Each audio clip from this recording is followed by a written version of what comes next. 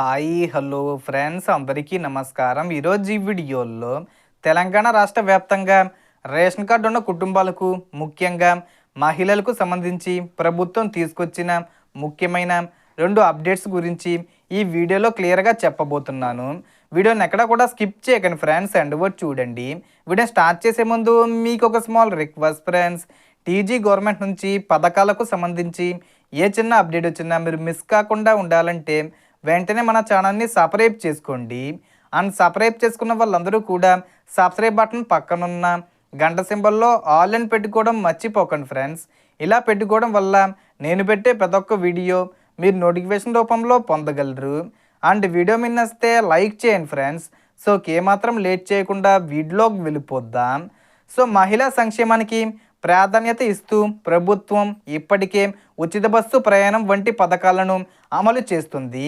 అలాగే మహిళల ఆర్థిక భద్రత కోసం మరిన్ని నిర్ణయాలు తీసుకుంది. ఇప్పుడు తాజాగా ప్రకటించిన 2 ప్రధాన అంశాల్లో మొదటిది ఆసరా పెన్షన్లకు సంబంధించినది.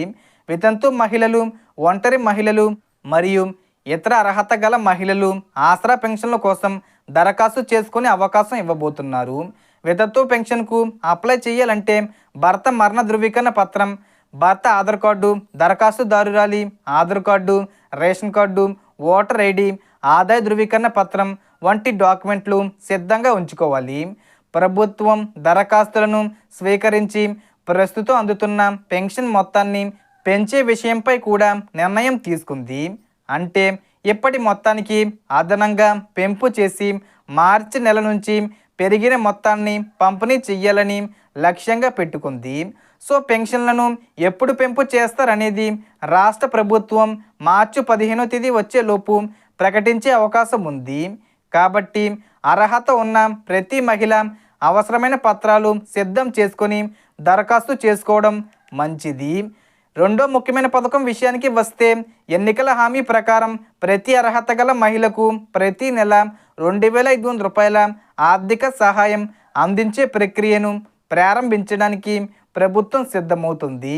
ఈ పథకానికి అప్లై చేయాలంటే రేషన్ కార్డు, ఆధార్ కార్డు, వ్యక్తిగత బ్యాంక్ ఖాతా, మొబైల్ నంబరు తప్పనిసరిగా ఉండాలి.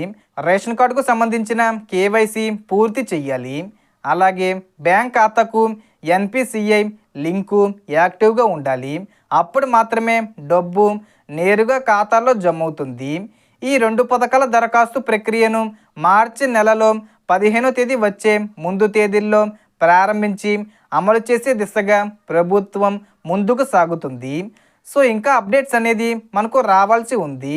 కాబట్టి తెలంగాణలో ఉన్న అర్హత గల మహిళలు అవసరమైన పత్రాలు ముందుగానే సిద్ధం చేసుకొని అధికారిక ప్రకటనలు గమనిస్తూ దరఖాస్తు చేసుకుంటే పూర్తి లబ్ధి పొందవచ్చు.